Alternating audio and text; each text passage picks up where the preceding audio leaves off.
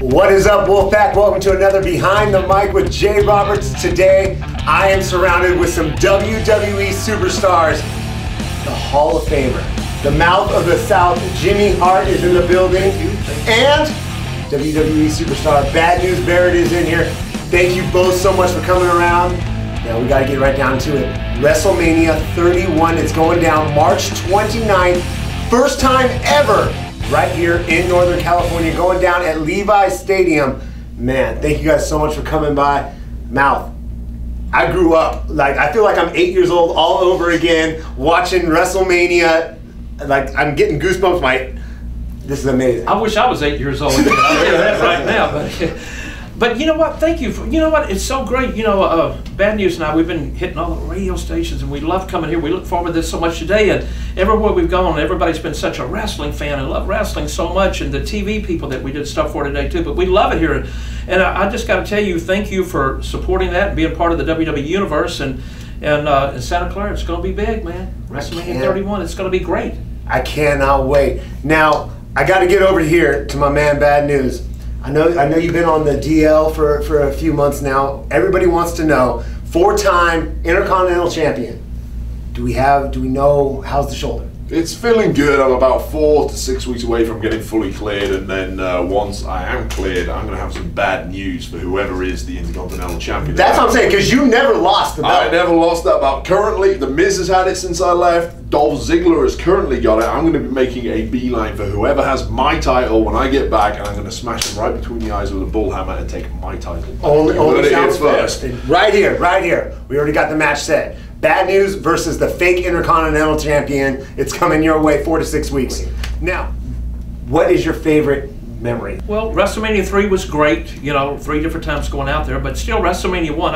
I tell everybody the same thing, and it's just it was such a thrill for me coming from Memphis, Tennessee, and being on the card up there with all the legends and the people I had watched before too, you know. And like I said, I just when I was in Memphis, you know, the first time I met Hulk Hogan was in Memphis, Tennessee, before I got into wrestling with Jerry the King Lawler. And then all of a sudden he was up there, the main event, of course. And I was just such a fan of Roddy Piper and Paul Orndorff and all those guys that were on it. Then the celebrities that were there, you know, Cyndi Lauper, you know, my gosh, was there. Well, and Muhammad Ali. I mean, oh my gosh. So, and being in the Garden too, it's just a thrill for me. But it has to be my favorite memory. Nice. My first WrestleMania that I actually performed on was WrestleMania 28. It was in Atlanta, Georgia. So I'm obviously have very fond memories of that.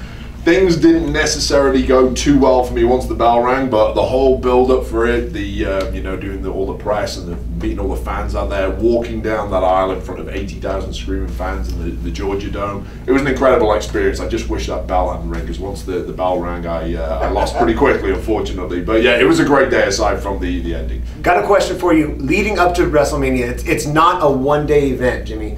What do you look forward to leading up to it? Because you got so much stuff going on that week. Well, you know, you got WrestleMania Fan Access, which is unbelievable, which I really enjoy because we get to do autographs and do all the media, so I love doing that. Then, of course, the Hall of Fame is always great to be part of watching whoever's going to be inducted into the Hall of Fame.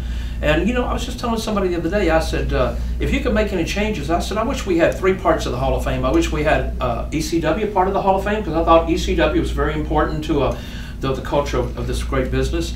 You know, Paul did so much for it, and there's a lot of people that should maybe be in the Hall of Fame that were formerly in ECW.